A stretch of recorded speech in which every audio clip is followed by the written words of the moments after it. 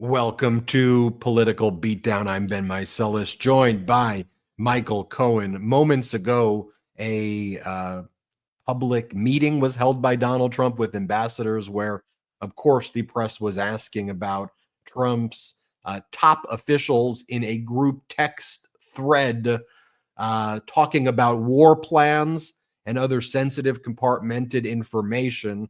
The Trump regime, via its Defense Secretary Pete Hegseth, first tried to deny that it even happened, and now they're saying really nothing wrong with it at all, that this was normal. You're supposed to use Signal for these things.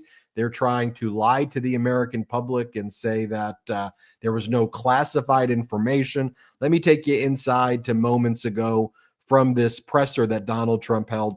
First, he's asked, who told you the information was not classified? Trump refuses to answer it. Play this clip. Decades. Mr. President, who told you that information was not classified? Another question. Which of your national Please, security go ahead. advisors Just following up on your comments on the economy, Then he basically says, I don't do anything on Signal. I know nothing about it. Here, play this clip.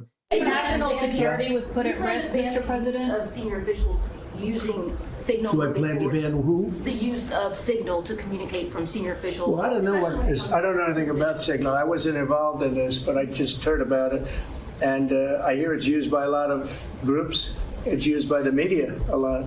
It's used by a lot of the military, and I think successfully. But sometimes somebody can get onto those things. That's one of the prices you pay when you're not sitting in the Situation Room with no phones on, which is always the best, frankly. But you. It's not used by the military. That's totally false. And then Trump goes to where Trump always goes, which is attacking the reporter from The Atlantic, the editor-in-chief, who didn't ask to be brought into this chat, but was brought into the chat without his asking by Mike Walls, the national security advisor, thinking, I guess, it was somebody else. But now Trump goes and attacks the innocent reporter who was just brought in and goes, he's bad for the country, bad person. Here, play this clip. From what I heard, the man that we're talking about, who's not somebody that I don't think most people have ever heard of, he left. He found it very boring, and he left early. He got off the line very early.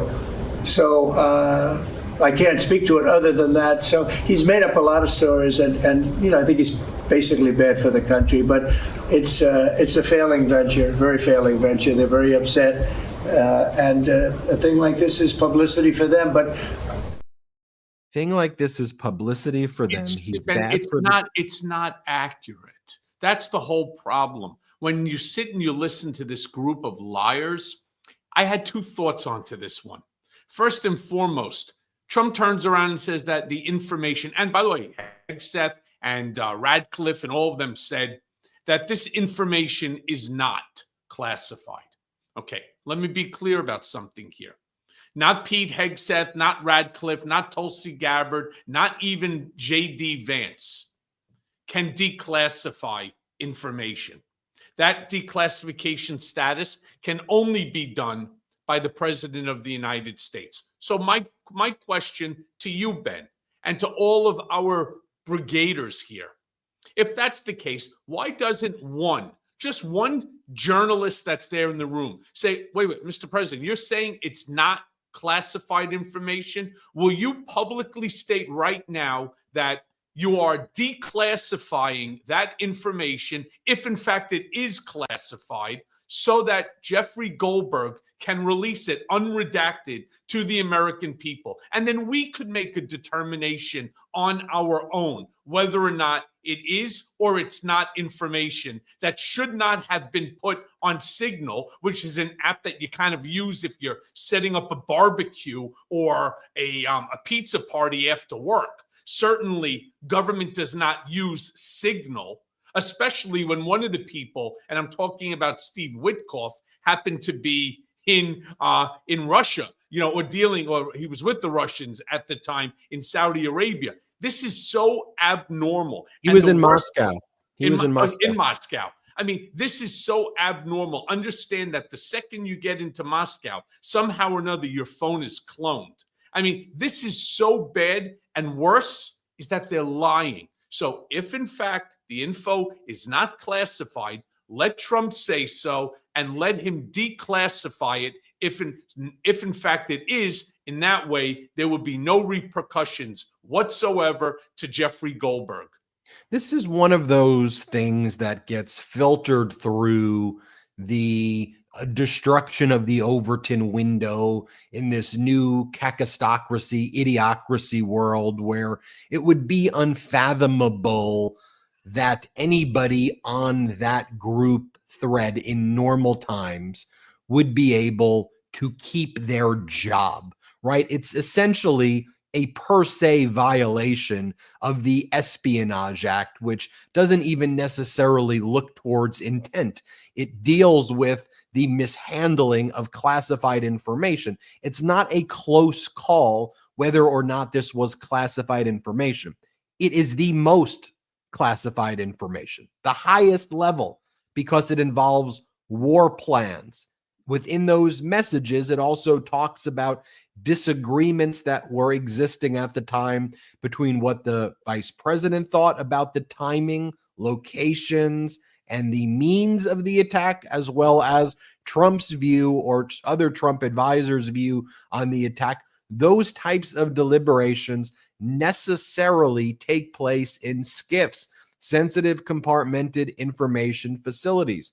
So when you see someone like a Tulsi Gabbard or a John Ratcliffe, who's the CIA director, or any of these people say this was not classified information and this is normal, and that's the line they go through, ultimately the question, though, Cohen, becomes, well, then what's the accountability mechanism where at the top in Donald Trump, you have somebody who was keeping nuclear secrets in a freaking bathtub at Mar-a-Lago, who doesn't give a crap about secrets, classified information, and doesn't care that his people were doing this. Obviously, you see right there. And that for Trump, this is just another talking point on top of another talking point to attack the media, where lives are being lost potentially as a result of this. I'll show you from the same meeting. Well, he's not attacking Jeff,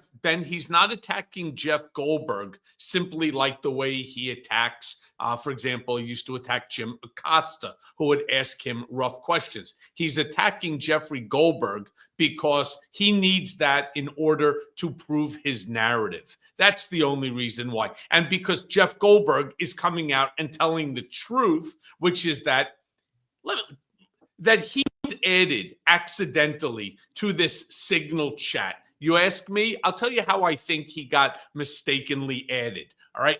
Think about it this way. His initials are JG.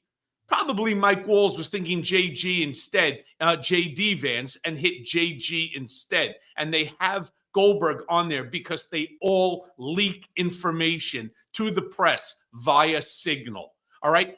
Can I bring up one additional point, Ben, on why this is so devastating to America? Those communications do not belong to Donald Trump.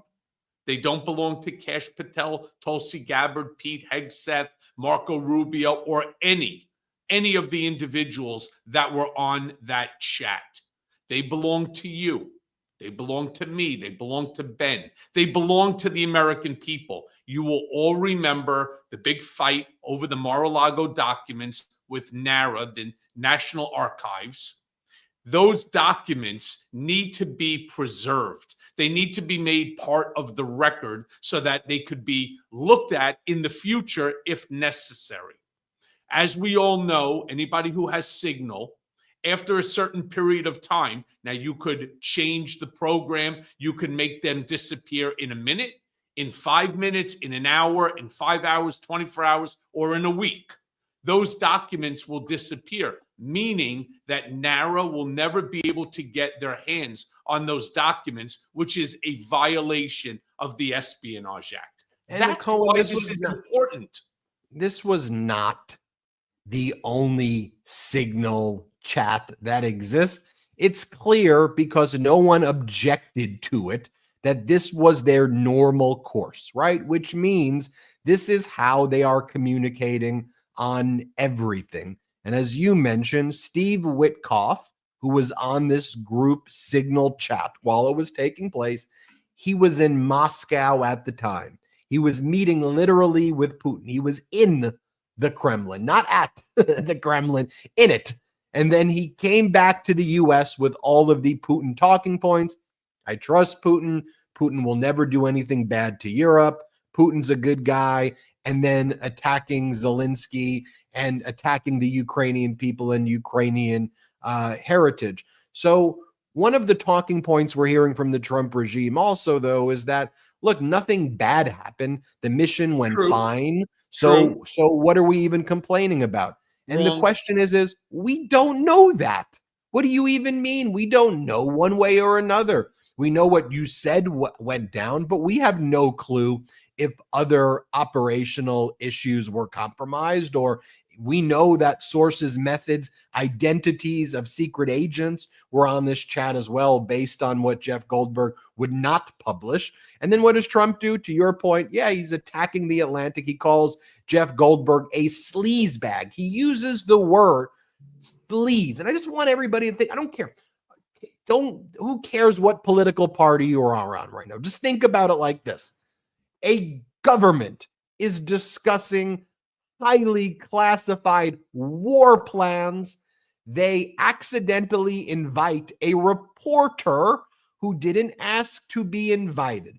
The reporter then exits the chat because at some point he's like, this is real. I don't belong. I don't belong on this chat. I don't belong. That it's sensitive, he doesn't want to get caught up in a scandal.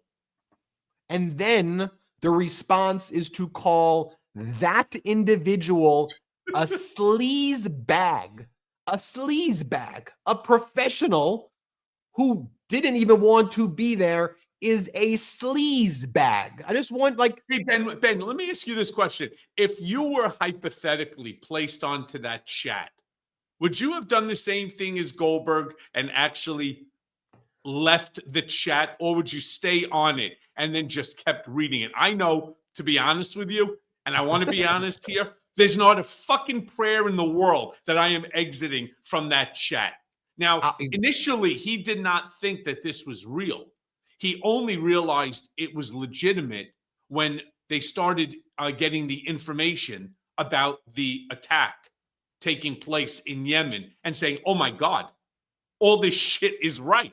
So, that's when he realized. He thought he was being punked by some AI sort of program. What I think he did, I don't know this, but reading between the lines, my legal litigation background tells me this is what went down. He consulted a lawyer at the Atlantic, and what they were concerned about is, upon the knowing that you were on this chat, knowing how evil this Trump regime is, would they then try to weaponize it against him and say that he violated the Espionage Act and then used it to prosecute him the moment he knew? Because remember, the Espionage Act does not require actual intent, right? And so now this individual who is not having the security clearances was now having access to top secret, sensitive, compartmented information. So my gut is that he got legal advice and he did it as carefully. He waited, and then he came out with the story to protect himself. And just think about it this way. If Trump's calling him a sleaze bag right now, a sleaze bag, just think about what would have happened if he stayed on. He'd probably be called Tren de Aragua. He'd probably end up. I'm not so sure. I'm not so sure about that. I'm not sure that even Pam Bondi would end up prosecuting a journalist who's improperly added to a chat. You know what I find the most ironic about this entire ordeal? So if Ben, you, me, and the brothers, right? Let's assume it's you, me, Brett, and Jordy, and we'll put Salty on it. We'll put Jeremy onto it. Okay, we know who the people on the chat are, because it lists the names of everybody that is on that chat. Are you going to tell me out of this group of, what was it, 11 people, not one person looked at who else was on that chat and realized, wait, who's Jeffrey Goldberg, right? And then you could actually go into, you could actually click on the name and it would say editor-in-chief, The Atlantic, and then scratch your head and say, holy shit, we have a journalist that we included in this top secret chat. I mean, seriously, that to me goes to show you the level of buffoonery that is going on in this group of sycophant enablers. And that to me is one of the biggest problems. You know, when Donald Trump would always, in his speeches, he's like, these are stupid people. They're stupid. You stupid people, right? Like, you know, he says it like that. Like these are dangerous. Quite frankly, they're some of the dumbest people I've ever met. This is, you know, and look, a new poll from YouGov is showing this issue is sticking. 53% of Americans believe that this is very serious. 21% believe it's somewhat serious. Only 13% of Americans say that this is not serious at all. That's a pretty overwhelming poll where you have 74, 75, and I guess the other people just don't know. But 74, 75% say this is at a level of seriousness. So when Trump's response is sleazebag, here, let's play that clip again. The sleazebag, this ain't going away anytime soon. Here, play it. That's an app that a lot of people use. And somebody got on. I mean, I happen to know the guy's a total sleazebag. The Atlantic is a failed magazine. Does very, very poorly. Nobody gives a damn about it. This gives it a little bit of a shot. And I will tell you this, that they've made up more stories, and they're just a failing magazine. The public understands that. He's a very, you know, and then you have Mike Waltz, the national security advisor. By the way, Mike Waltz was the guy who was, I showed clips about this over the weekend when he was like, yeah, we got all the Tren de Aragua and they're all the way, they're in El Salvador. And then one of the reporters on the weekend show said, you know, you were sending women to the male concentration camp in El Salvador. He's like, well, I can't get it all right. You know, we all make mistakes every now and then. I can't get everything right. I mean, you can't just give people due process. What the hell are you talking about? So this guy who's sending women to male concentration camp, Venezuelan women to male concentration camps in El Salvador. He then, in this presser meeting of ambassadors, whatever the hell this is, he goes, there's a lot of journalists in this city who make big names for themselves, making up lies about Donald. Here, play this clip. Mr. President, you asked about lessons. I think there's a lot of journalists in this city who have made big names for themselves, making up lies about this president, whether it's the Russia hoax or making up lies about Gold Star families. And this one in particular, I've never met, don't know, never communicated with. And we are looking into and reviewing how the heck he got into this room. But I'll tell you what, the world owes President Trump a favor. You put him in, you freaking idiot. You put him in. Hold time out, as they say in football. You don't know who Jeffrey Goldberg is? Mike Waltz is the one who set up the chat on Signal. The only way that Jeffrey Goldberg's information could have gotten included in that chat, despite what Trump wanted to tell the public, which is that somehow things just happen and that you just get hooked in to these chats. That's not how Signal works. That's not how, I mean, it is beyond stupid, right? It's like, yeah, I was flying a car and somehow I ended up in this Ferrari. I mean, that's just how ridiculous it is.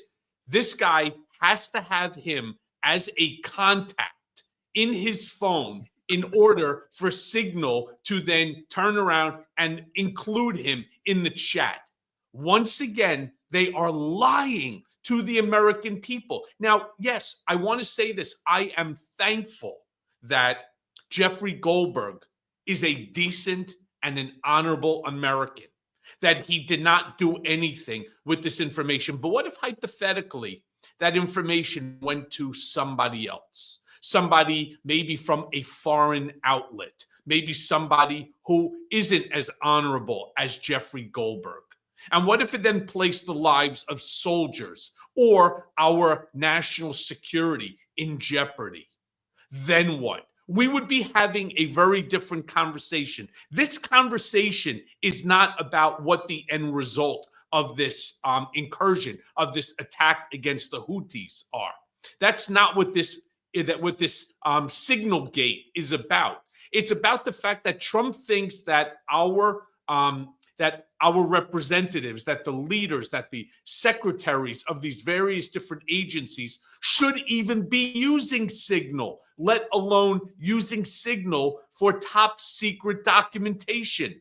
That's the problem here. And they are distracting you from the reality of the issue in try to whitewash, or a word that we use here on Political Beatdown a lot, to sane wash the dumb fuckery of this mistake.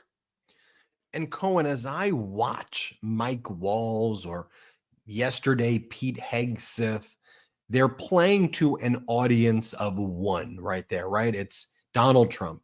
So Waltz knows that all he has to do to survive this scandal is you just say the keywords for Donald Trump, which is, this is the same people who do the Russia hoax. These are the same people, Donald, who are going after you. It is the deep state people. And Donald sits there and he's like, I think Mike Waltz is a very honorable man. So to get to these positions, so if you want to know why are these, you may go, hey, time out, Ben and Michael. You calling these people stupid. Okay, but they reached high positions. So how are they? What do you mean by that? Well, to get those positions in prior regimes, it would be a meritocracy in general, not all the time, but a meritocracy where the people with the best experience and the credentials and character goes through a rigorous process, real Senate confirmation hearings. And that's why you get people like Lloyd Austin leading the Defense Department, a former four-star general who had all the experience in the world. That's why you had, the top people in the Biden administration. Whether you liked them or didn't like them, you wouldn't be like, oh, these people aren't qualified. Like, they were beyond qualified for all of those positions. In the Trump regime, and I'll show you another Mike Walls clip right here, to rise to the top, you have to kiss his disgusting ass the most repeatedly over and over again. And that's how you get advancement. It's one of the reasons, though, why historically authoritarian regimes are weak and fail for a variety of reasons. But usually the dear leader doesn't want the real news. They want the news that makes them feel good. So they surround themselves with dumb, stupid people who actually aren't operationally qualified to handle the tasks. And so they're not as qualified as their opposition. So it's why authoritarian regimes are often defeated by other nations and countries that may be messier and that may be slower than, say, what goes down when just one person, a dear leader, makes the edict and that becomes the law. But that process requires intellectual strength and gravitas to prevail. Here's Mike Waltz again. Let's play this other clip of him again. Groveling, ass kissing, disgusting. Here, play it. Otherwise, so look, this journalist, Mr. President, wants the world talking about more hoaxes and this kind of nonsense rather than the freedom that you're enabling. And a key part of our sovereignty is open sea lanes and knocking the crap out of terrorists, which is exactly what your team and Pete Hegseth, a good friend and fellow veteran, is leading the charge on. And it's an honor. We had a very, very successful. Mike Walls wants to take Donald Trump to a Beetlejuice play. I think he wants to follow the Lauren Boebert playbook with Donald Trump because it is getting really gross in there, Michael Cohen. I mean, I got to tell you something. I think a little bit different. I think Mike Walls knows that his ass was on the line. I want to be clear about something I wrote about in my Substack this morning. I had been with Trump for a decade and a half, literally from like 2005 to 2018, 13 years. And I can tell you, this sort of bullshit never took place at the Trump Organization. You made a mistake 1/100th as lethal as this one. Trump was calling me into his office to tell that guy to pack his shit. Don't even pack it. Just get out. We'll send you all of your stuff to your home. I don't understand what's going on there right now. I believe that heads are going to roll. I guarantee you, based upon my knowledge of Trump, my long-standing knowledge, right now he is seething. He won't let you see it, but inside he's walking in circles. He is screaming at everybody. It is one of the most uncomfortable buildings to be in when he is angry. When he would get angry at somebody at Trump Tower, you wanted to leave the tower, maybe sometimes even leave the state just to get the freak away from him. I assure you, this is not over, because this conversation, not only is it not going away, it must not go away.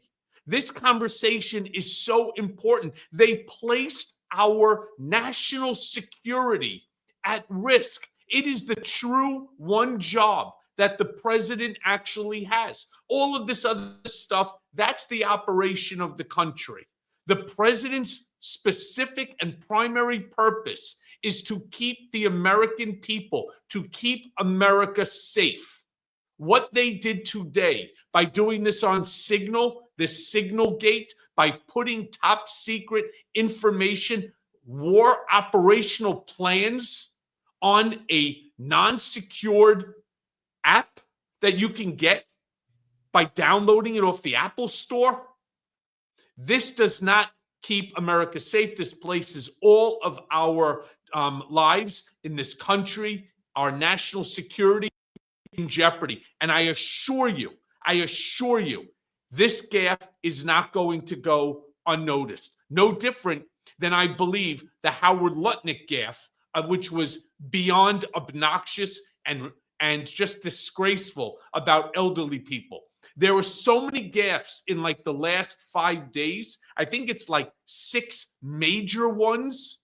Trump is not just going to ignore this right now. He's putting it to the side. He's trying to diffuse, to deflect. Not going to work. He is not going to let this thing go, because the media is not going to let this go.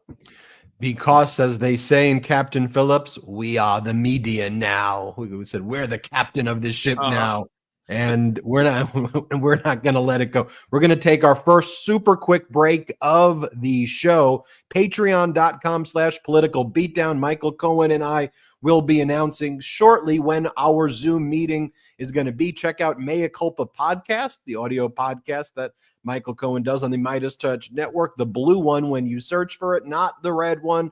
And also check out at the Michael Cohen Show YouTube channel. Check it out. Michael's on his way to 500,000 subscribers there, and then to the moon. Let's take a quick break. We will be right back with much more to discuss. Throughout my life, I literally drink one type of a drink, a specific 12-year single malt scotch. And the truth is, I've never had more than 2 in a single night. And I can remember when I was around like 15 years old, I had more than 2 one night, and I woke up the next day with a massive headache. So if you're one of those people who partakes, let's just say a little more than you should, here's something that you should know. Sol's out-of-office THC beverages, they work as an alternative because, first, they're low-calorie. Second, they're gluten-free. And most importantly, they don't cause hangovers. Now, I just want to say thank you to Sol, who's sponsoring this podcast. And if you listen to this show, you've heard me rave about Sol's out-of-office gummies. Well, the team at Sol, they just launched their new out-of-office beverages that are perfectly microdosed with hemp-derived THC and CBD to give any situation that vacation vibe. The out-of-office beverages, they not only come in two mouth-watering flavors, raspberry lemonade and cucumber melon lime, they also offer two different doses. You can get 2.5 milligram THC and 5 milligram THC. So feel the freedom to choose with 6, 12, or 24 packs so that you can drink your THC in any way that you like. Now, out-of-office beverages, they give you that warm, that fuzzy, that euphoric microdose feeling without sending you to the moon. And you could crack one open after a hard day at work, wind down with your favorite TV show, or just merely share a six-pack with friends at your next hangout. I mean, truly, whatever floats your boat. And here's a little fun fact. Sol was founded 5 years ago by brother and sister duo Mike and Angie. Mike is a former world-ranked professional boxer, and Angie is an author and professional speaker who had the desire to create natural alternatives to medication that tackles problems that they were dealing with themselves, like sleeplessness, anxiety, focus, and pain. And that's not all. That's not all that Sol's got. So whether you're looking for a sleep aid, enhanced focus, or pain relief, Sol has all your wellness needs covered. Plus, all of Sol's products are grown right here in the USA, organically farmed, and again, gluten-free. So if you want to feel your best, head over to getsol.com. That's GETSOUL.com and use code BEAT, B-E-A-T, for 30% off your order. That's 30% off your order using code BEAT. One last time, getsol.com and code BEAT, B-E-A-T, for 30% off. Welcome back to Political Beatdown. Michael Cohen and Ben Meiselas here. You know, Ben, can I tell you something? There's a bunch of brigaders that are asking a question that I actually had a bunch of journalists call me on today and ask me, knowing Trump as well as I do, you think that this was done on purpose? You think that they actually included Goldberg on purpose for some reason? No. And the answer that I say is absolutely not. This is nothing but stupidity, buffoonery, idiocy. However, it just demonstrates what everybody has been saying all along, which is that we understand that he wants people who will hold him to zero standard. He wants to have people who have pledged their loyalty and fealty to him. That's the problem. When you do such a thing, you compromise on quality and competence. Because look, if they planned it, and then they also botch the response. Right. Because at least if they planned it, the response would be smoother and they would have all been on the same page, right? You had Hegseth say, oh, nope, it's not true. It's all a big lie. Russia, Russia, Russia. I mean, if they prepped it, then they would at least be prepared. I mean, is there anybody that's here with us out of like this 10,000 plus people that are joining us, 12,000 people, whatever the number is? Is there anybody here? And do me a favor, if you agree with what I'm saying, hit the blue heart. If you disagree, if you think that Trump was telling the truth, that he didn't know, hit the red heart. But if you think Trump was lying to the American people about not knowing that this took place, that somehow he was in the dark, that they went rogue on him, hit the blue heart, just so I can get an idea on where we're at with our followers today. Because, Ben, the notion that they were doing this without knowledge, without President Trump's knowledge, I could only tell you again, if this was the Trump organization, it never would have happened. There's not a person that would be willing to go rogue for 100% certainty that whether you made a mistake or you didn't, by not keeping him informed and involved, you would be shit-canned on the spot. I mean, but look, if you were to plan it, would you be like, all right, who do we need to put in here? Jeffrey Goldberg. I mean, Yeah, let's right. put the guy from the Atlantic. Oh, brilliant, brilliant, brilliant. Let's bring Goldberg in. I mean, look, they obviously mixed up the initials. They obviously do this all of the time. They do it very cavalierly. It's obvious this is how they conduct their business. I'm sure this is how they do it. I bet you there are hundreds of Signal chats happening every day before and every day after, because if there weren't, when this would be set up, someone from the National Security Advising Team to the Vice President's team to the DOD, Department of Defense, to Tulsi Gabbard, who wouldn't even say if she was on the chat, but she also said it was not classified. You would say, oh, we're talking about the war plans. And how do I know we're talking about the war plans? Because I read it. They're talking about war plans. They would say this goes in SCIF, sensitive compartmented information facilities. So speaking of Tulsi Gabbard, though, Michael Cohen, Tulsi Gabbard was at a hearing before the Senate.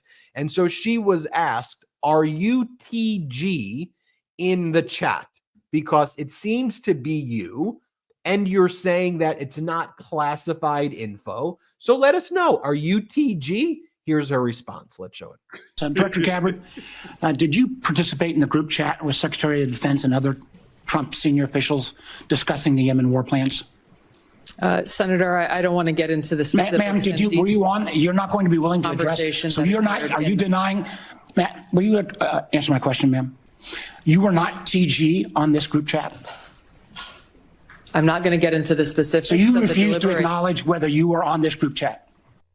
Senator, I'm not going to get into the specifics. Why are you going to get into the specifics? Is it because it's all classified? Because this is currently under review by the National Security Because Council. it's all classified? If it's not classified, share the text now. As the White House previously Is it classified or non-classified information on this text? I can confirm. Director Radcliffe, were you on the group chat? You know, I conducted an interview recently with the leader of an organization called Cap Action. They're like a political group. They're led by someone named Neera Tanden. Now, Neera Tanden she was a special advisor ultimately for former President Biden, but she's someone who former President Biden selected to be his director for the Office of Management and Budget. Now, Neera Tanden, because have you ever seen Neera Tanden on CNN? She's great. She's A+, goes after all the right-wing talking points, and she is sharp and quick and amazing.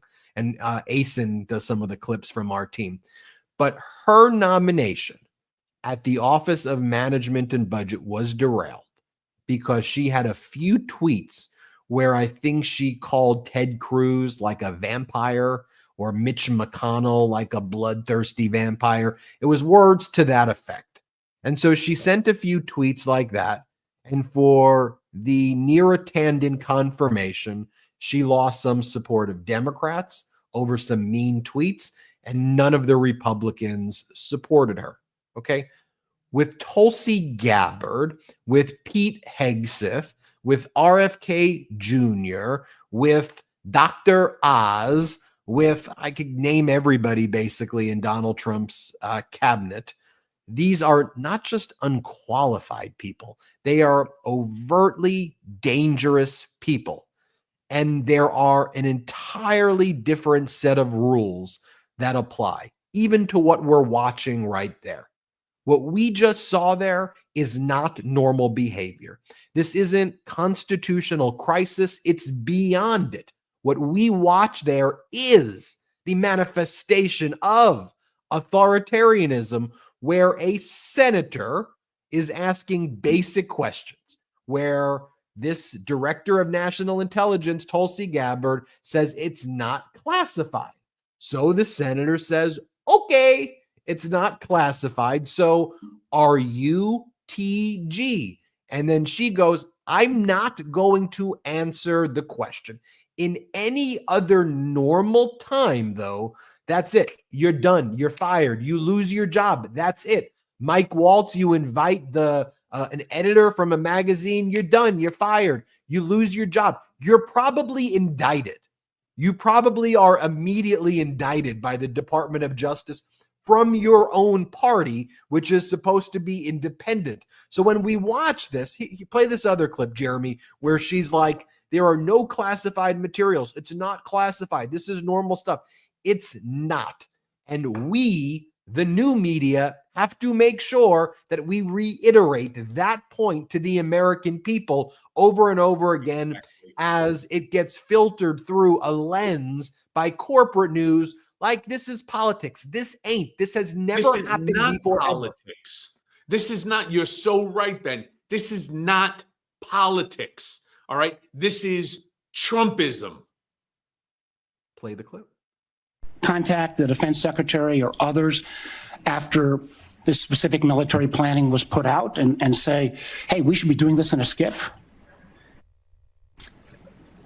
There was no classified material that was shared in that. So then if there was no chat. classified material, share it with the committee.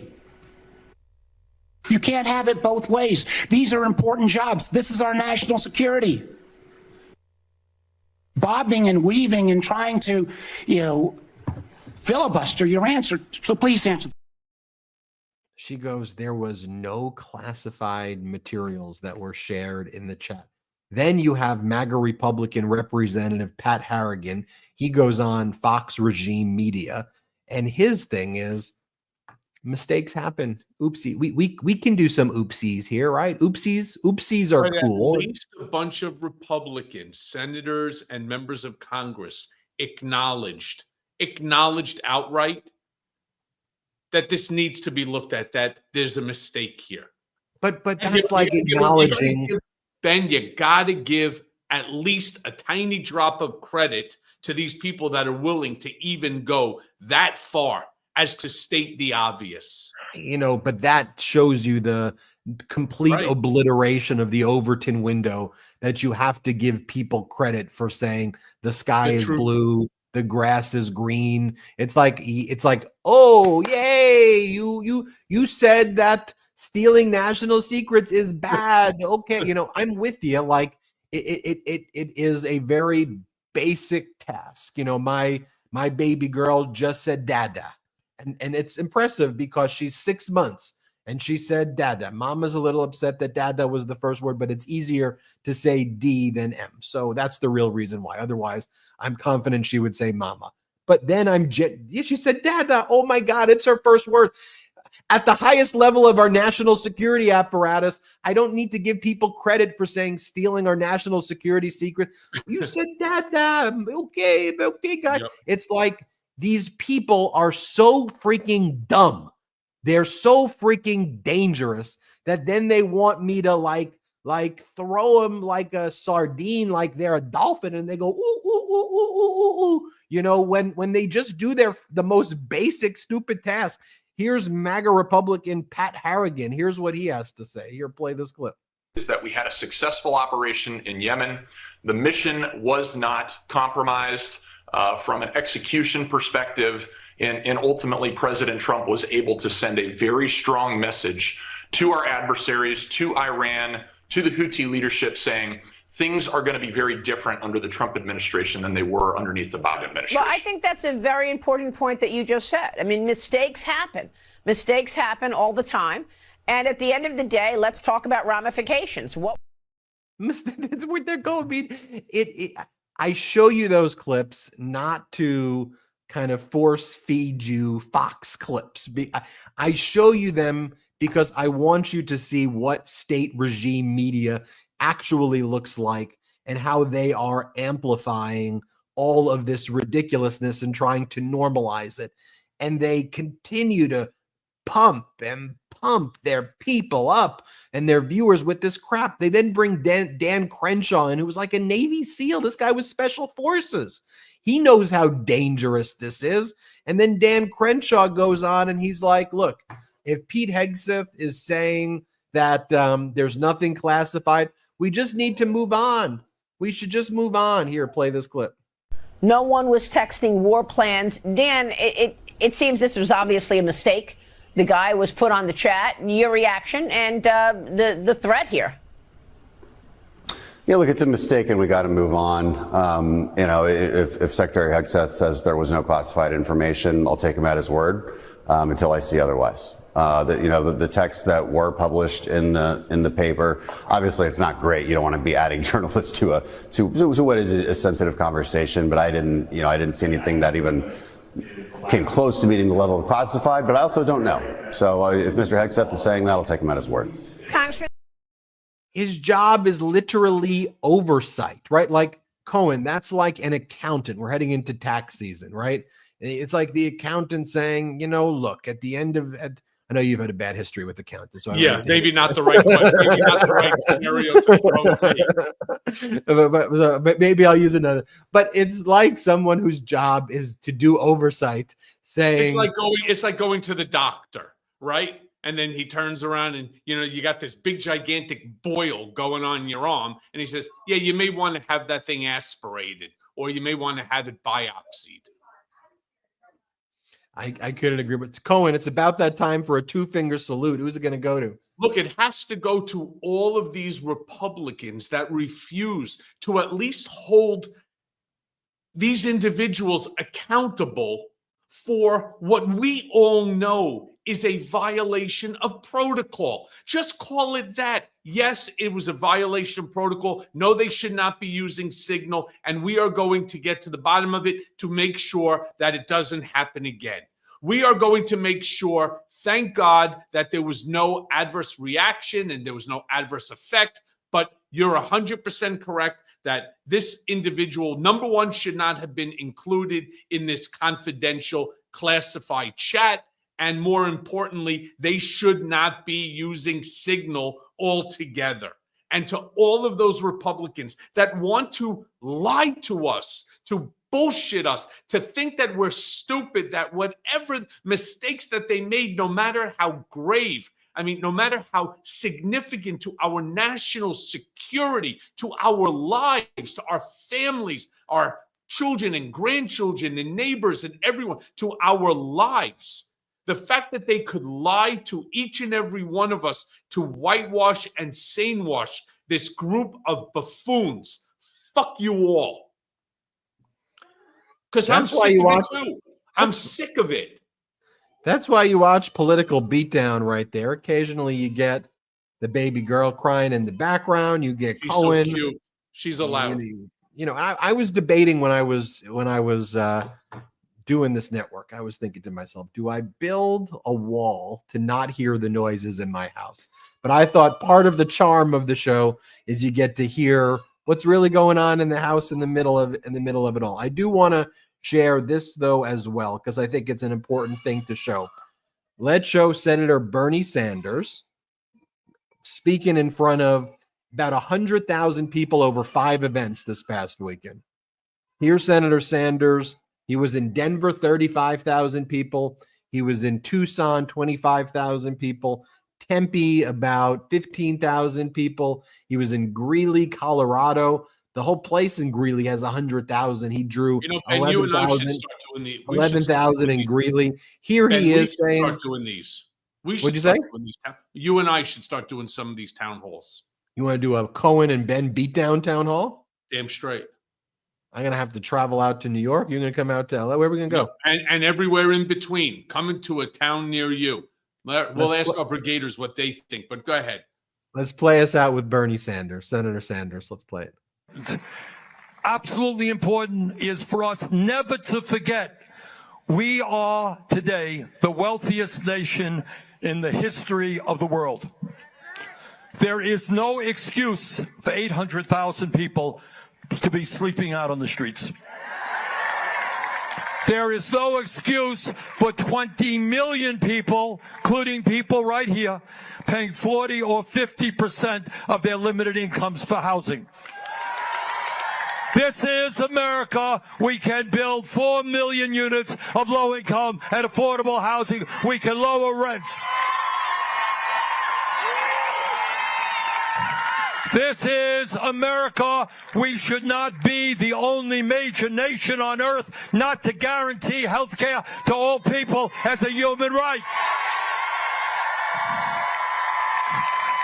The function of a healthcare system is not to make billions in profits for the drug companies and the insurance companies. It is to provide quality care to all. We can do it. We do not have to pay 10 times more for prescription drugs than do the people in other countries. We can take on the greed of the pharmaceutical industry, cut prescription drug prices in half. And we saw Democrats. There's absolutely no reason why Senator there is absolutely no reason why anybody should be watching any other television station other than the Midas Touch Network. And I just want everybody to hear that. I don't know if my friend Ben over there has frozen my impersonation of Bernie. Got Ben so excited. I think his internet froze. But nobody should be watching anything other than the Midas Touch Network, whether it's my Michael Cohen's Mea Culpa podcast or the Meiselas brothers. Ben is the oldest, and Jordy, of course, is the youngest. And nobody should be teasing Jordy just because he's the baby. All right, that is just the way I feel. Well, there you have it, folks. Everybody, make sure you subscribe to our YouTube channel here. Help us get to 5 million subscribers. After we end this show, there is a video that's already been loaded on our YouTube channel right over here.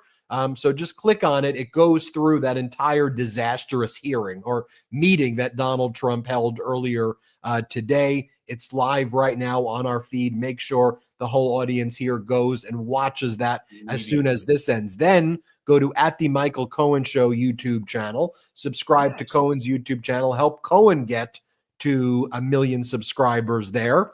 And then make sure you also subscribe to the Mea Culpa podcast. It's the blue one when you search Mea Culpa on whatever podcast app that you use. Search Mea Culpa.